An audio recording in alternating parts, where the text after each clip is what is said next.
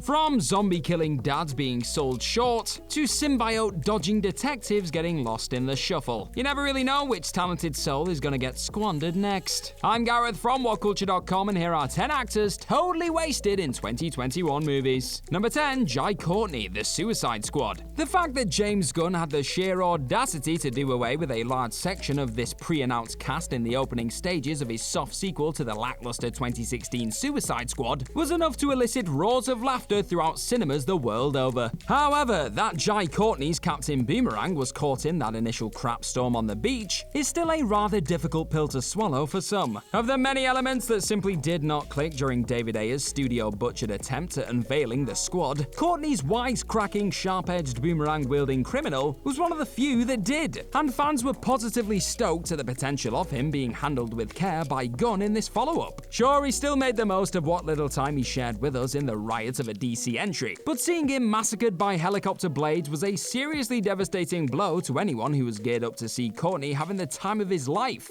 with the rest of the gang for an extended suicide spell. Number 9, Dave Bautista, Army of the Dead. The minute it was revealed that Dave Bautista would be getting his teeth sunk into a zombie-infested Zack Snyder-helmed project in 2021, fans were understandably stoked. And though it would be rude to class this as a complete dud of an attempt to lead a feature for the very first time, it was hard to walk away from Army of the Dead without feeling as though the former WWE man's talents hadn't been properly utilized in the action-packed slog. The one-time wrestler did have his moments. And had the film decided to spend more time unpacking the genuine anguish and devastation that was coursing through his veins after having to cut down his own infected wife, there's a world where we could be talking about this role in the same category as his compelling work in the MCU and Blade Runner 2049. But all in all, Snyder was more concerned with creating visually impressive set pieces and setting future spin-offs in motion than giving his leading character the canvas and ending he deserved. Number 8, Millie Bobby Brown, Godzilla vs. Kong.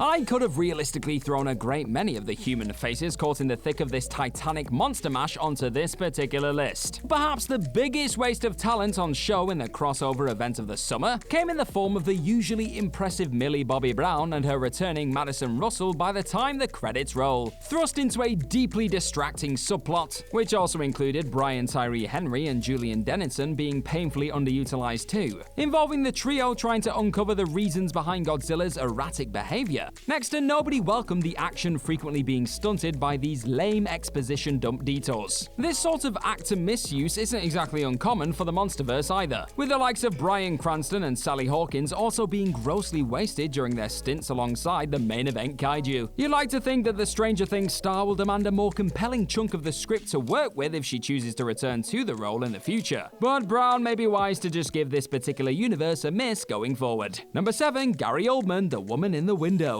On the surface, having Gary Oldman re-team with the director responsible for helming the picture that finally delivered him an Academy Award with Darkest Hour looked like a recipe for yet another success. However, it soon became apparent that this star-studded psychological thriller hadn't been crafted with the same level of skill and attention as that aforementioned Oscar darling, frequently lacking in pace or any form of intrigue. The few moments that the likes of Oldman, Julianne Moore, Wyatt Russell, and Jennifer Jason Leigh do make their presence known alongside an increasingly anxious and paranoid Amy Adams does make for entertaining viewing. It's just a shame they're all disappointingly fleeting beats and sometimes fun for all the wrong reasons. Again, Oldman's lack of any real substance or screen time in the flick acts as the biggest missed opportunity of the whole feature, with it very much feeling like the actor had been roped in as nothing more than a favor to write. In short, this limp turn can be summed up as nothing more than a bit of a waste of the star's time that unfortunately edges on the side of hammy on occasion. Number 6, Paul Giamatti, Jungle Cruise. Next to nobody waltzed into the latest Dwayne Johnson Jungle Bash expecting to be treated to the sight of Paul Giamatti stealing the whole damn show with next to no real screen time. But that's precisely what those who chose to endure this Indiana Jones-like flick were rewarded with in the end. To say that Giamatti's deliciously slimy Italian harbour master, Nilo Nimolato, was given a fair shake of the whip wouldn't be an accurate statement by any means. In fact, most fans were left clamoring for a great deal more more of the explosive ball of charisma when it became clear that he would be sidelined in favor of Jesse Plemons' hallucion-spouting Prince Joachim instead, executing a thick Italian accent to perfection, relishing every syllable and acting as the perfect foil to Johnson's Frank, or Frankie Boy as Nilo prefers. Giamatti is clearly having a ball, but his fun is cut heartbreakingly short once the film heads out into the jungle. Here's hoping the mighty Nilo is brought back for more shenanigans should his crew set sail down the river once again. Number 5, Olga Kurylenko, Black Widow. With much of the conversation coming into the long overdue Black Widow solo feature centering around who in the holy hell was hiding underneath the Taskmaster's mask, that reveal was always destined to be a pivotal moment in the MCU prequel. And while the twist itself, that of the assassin with the ability to mirror their enemy's fighting style being none other than Dreykov's own brainwashed daughter Antonia, wasn't to everyone's liking, something the whole world unanimously agreed on was the fact that Olga Kurylenko was grossly underused in the role, only revealing her face and the scars from Widow and Hawkeye's assassination attempt on her father that came with it. Late in the day, the star had been touted for a secret role in the flick months earlier, but her eventual arrival left much to be desired, barely uttering a word from start to finish due to her mind-controlled state. The second Kurylenko finally seemed poised to become more than a glorified bodyguard. After being broken free from said control, the movie bloody ended. Now the future could hold more meaty material for the star of Quantum of Solace and Oblivion,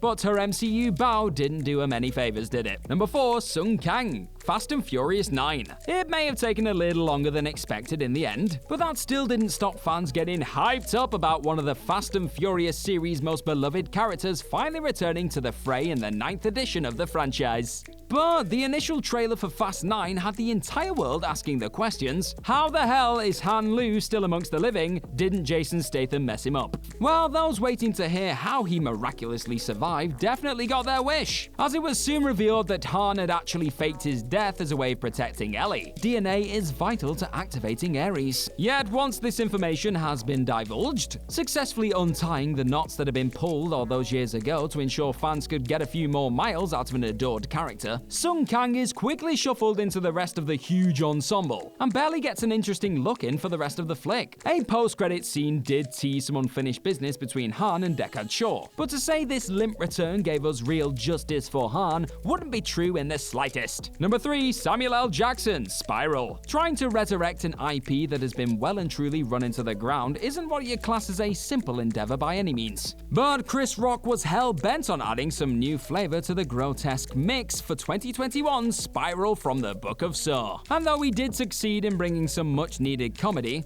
and a bit more of a police procedural feel to the table, this latest entry into the Saw world was very much bogged down by the usual need to one-up itself with grisly traps and some rather unsatisfying twists. But perhaps the most disappointing reveal over the course of this body-ripping thriller was the realization that Hollywood titan Samuel L. Jackson had been brought along for the ride as nothing more than an eye-catching victim to slap an exclamation mark on the whole ordeal. Instead of having Jackson pump his usual brand of compelling and potentially movie-saving charisma into many a scene, the former chief Marcus Banks is relegated to bit part player throughout, rarely interacting with Rock as his on-screen son, and leaving much of the audience feeling a little bit cheated when all was said and done. Number 2, Stephen Graham, Venom Let There Be Carnage. Though Sony's first dip into the symbiote pool may not have been a universally praised piece of cinematic mastery, it did still provide enough fun and, more importantly, dollar to warrant another dive into the Spideyless Spideyverse in 2021. This time recruiting the likes of Woody Harrelson, Naomi Harris, and Stephen Graham to join Tom Hardy and Michelle Williams for the ride. All signs seem to point to more of the same in Let There Be Carnage. And yes, the Eddie Brock Venom dynamic still popped, and their brand of slapstick comedy was welcomed with hulking open arms. But for everything that sizzled about the leading forces, the rest of the supporting figures didn't quite get the same treatment. Though Harris undoubtedly deserved better than being nudged into the two-dimensional, sound-manipulating love interest of Cletus Cassidy, it was Graham's appearance as a largely annoying and massively forgettable cop that felt like the biggest waste of time on show. Luckily, his fateful blue eye reveal late in the day suggests bigger and hopefully more interesting things on the horizon. But had Venom actually chomped him up early on, would we really have missed Mulligan/Graham in this clunky sequel?